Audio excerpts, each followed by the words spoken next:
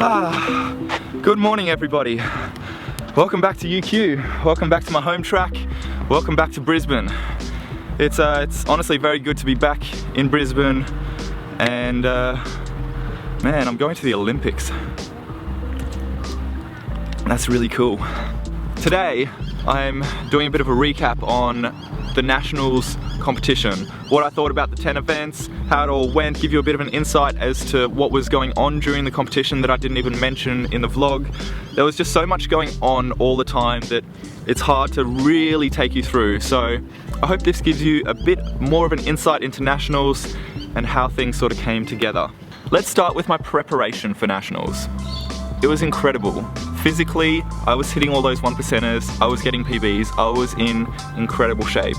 Mentally, I was also doing really well. I'd been working with a sports psych so that if anything happened during the competition, we could just refocus, we could get in the zone, we could handle the nerves, all that sort of stuff. So from a mental and physical perspective, we were doing awesome. The thing we didn't think about was health. And 5 days before the competition, I got a bit of a cold and I sort of freaked out a little bit. I got straight onto the medication, I got straight on top of it, and I thought I'd gotten rid of it.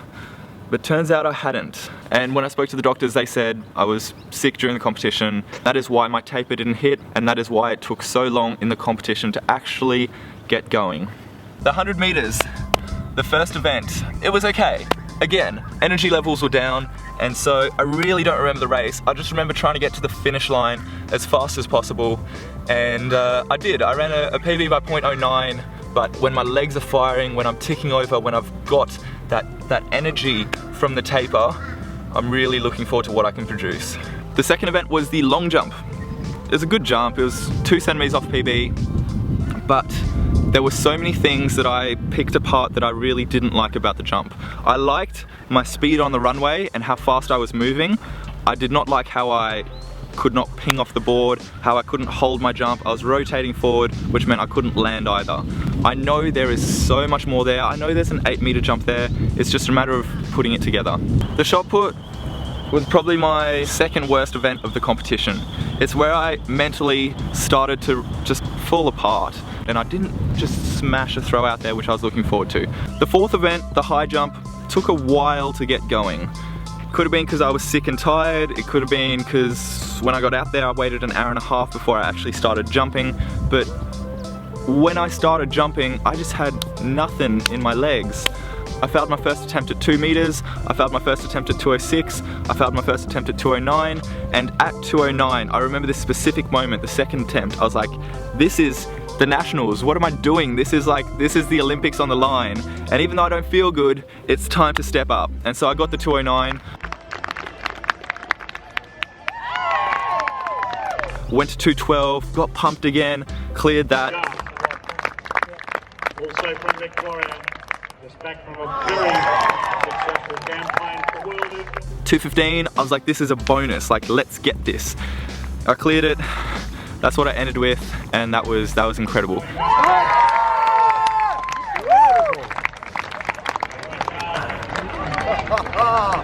Yes! That got me back on track, and I'm so excited to have done that.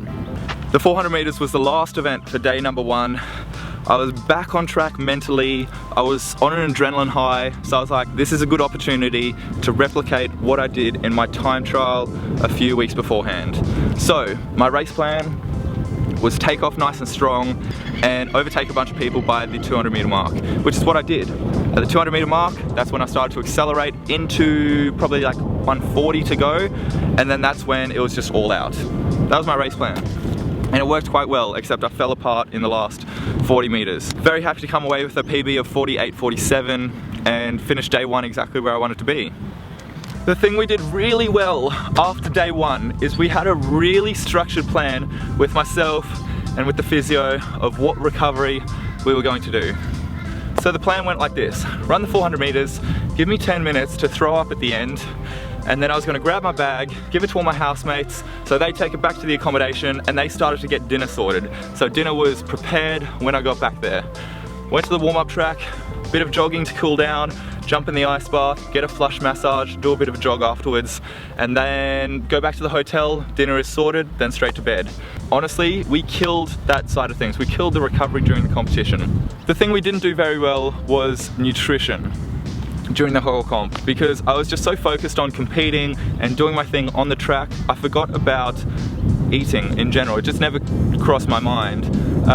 So I wasn't eating during the competition, I wasn't refueling my body. Even after day one and I had the 2 big things of spaghetti, I only ate one of them. I knew I should have eaten both, but honestly, I couldn't be bothered. And so we learnt a lot from nationals in terms of nutrition, and there are a lot of improvements to come. I'm now working quite heavily with a nutritionist at the QAS, and we're working to make structured nutrition plans so I can wake up and I can be like, I'm gonna eat this, this or this. Like, it is so structured around my training that, yeah, it'll be perfect, but we learnt a lot from nationals. I woke up on day 2 of the decathlon feeling fantastic. Like, I don't think I've ever felt that good after day 1 of a decath. But when I started warming up, I started to feel a bit lethargic, a bit tired. That's when the fatigue started to set in. The first event on day 2 was the hurdles, and I thought it was okay. I wasn't really snappy like I wanted to be over the hurdles. I wasn't really firing the way I wanted to be, and I sort of slowed down towards the end of the race. But considering we were in a decath, considering I was tired and slow and lethargic in the warm-up, I think we handled it quite well. After the hurdles is when my decath gets really to the pointy end of things, especially the next 2 events. Discus in the past hasn't gone well at important competitions.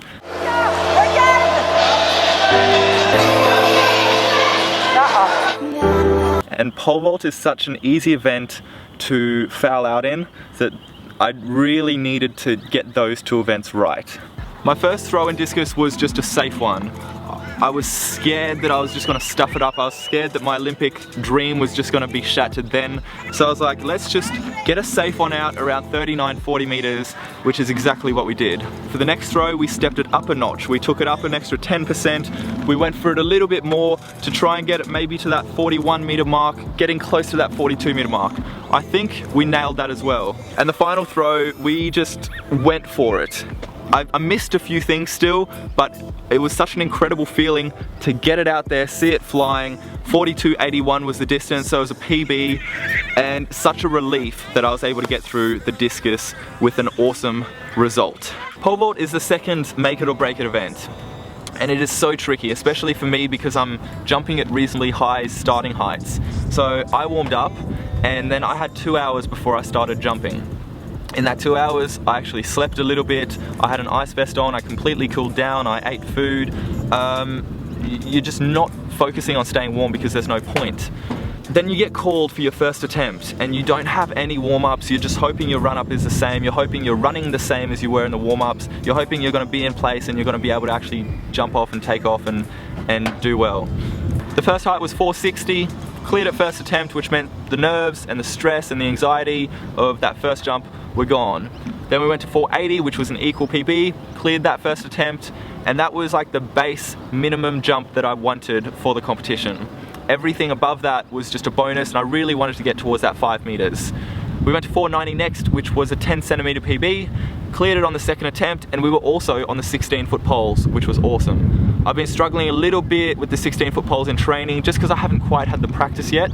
So over the next few months leading into Rio, we're going to be working on those 16-foot poles, getting used to them. So when we went to 5 meters, I just started to slow down on the runway. Things weren't happening the way they should have, I wasn't ticking over, and the poles I was jumping on were also too flexible, too bendy. So I needed to actually go up to stiffer poles, but you know, we got 490, which was a PB, and that was pole vault out of the way. The Javelin was the second last event, and it was scary. Like, there was all this pressure of the competition just building up towards the Javelin and the 1500. And I was standing out there, I was scared, I was almost crying, I was like hiding in my towel, just trying to focus on what I had to do. Javelin is usually a consistent event for me. Like, I can usually rely on like a 52, 53 meter throw easy and push it out towards 54, close to 55. But in the competition, in the warm-ups, they were just not coming together. And then my first throw, even though it was just a completely safe throw just to get a distance out there, it was like 48, 49 meters when I thought it'd be like 50, 51. So I started to stress out a bit. The other thing was I caught a bug sometime on the second day, a stomach bug, and it really started to knock me around a little bit during the javelin. And so there was all this pressure, and there was this stomach bug, and there was this like not throwing well, and like everything was just, I was like, have I come this far to not qualify? But the second throw, we went for it, we chased it out, and we got a 53-meter throw. The third one was also a 53-meter throw. So it was just a relief to have gotten those throws out there, and then we could just turn our attention to the 1500. That left me with one event to go, the 1500, the 3 3/4 lap warm down, as we all refer to it as. And the time I had to run was by no means fast, but by that stage in the competition, I was so physically and mentally exhausted, and I had this stomach bug that was just giving me really bad stomach aches.